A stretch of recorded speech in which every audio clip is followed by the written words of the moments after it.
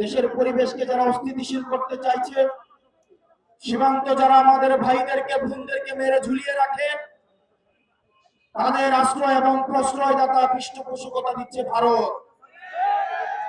ভারতকে স্পষ্ট ভাষায় বলতে চাই, যারা আমার দেশের সার্বভৌমত্বকে বিশ্বাস করে না, যারা আমার দেশের সম্ভাবনাকে বিশ্বাস করে না, যারা ভোটাধিকারকে বিশ্বাস করে না, মানবাধিকারকে বিশ্বাস করে না, যারা এই দেশের সন্তানদেরকে বিশ্বাস করে না, আপনারা যেহেতু তাদেরকে আশ্রয় প্রশ্রয় দিচ্ছেন, কথা স্পষ্ট করে বলে দিতে চাই, ভারতের যারা সেপারেটিস্ট আছে, বাংলাদেশে আমরা তাদেরকে আশ্রয় প্রশ্রয় দিয়ে যে সেভেন সিস্টার রয়েছে সেটাকে বাংলাদেশ থেকে, ভারত থেকে আলাদা করে দেব।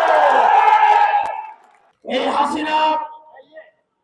হাসিনার পৃষ্ঠপোষক স্পষ্ট ভাষায় পীরের আলোর মতো স্পষ্ট স্বচ্ছ, তাদেরকে ভারত অর্থ দিয়ে, তাদেরকে অস্ত্র দিয়ে, ট্রেনিং দিয়ে বাংলাদেশের বিরুদ্ধে তাদেরকে দাঁড় করিয়ে দিচ্ছে।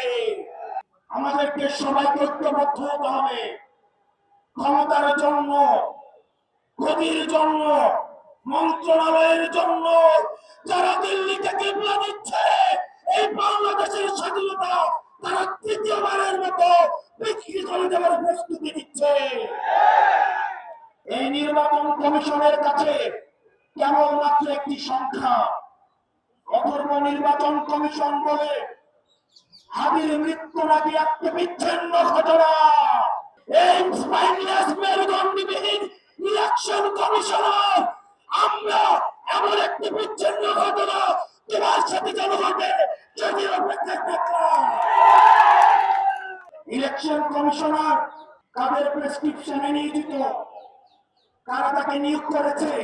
এরকম ইলেকশন কমিশন আজকে যদি চলে যায়, যে লাইন ধর্মী ইলেকশন কমিশন হওয়ার জন্য শাহবাগ থেকে শহীদ মিনার পর্যন্ত যোগ্য ইলেকশন কমিশনার খুঁজে পাওয়া যাবে, কিন্তু আমার বই হাবি যে অনন্ত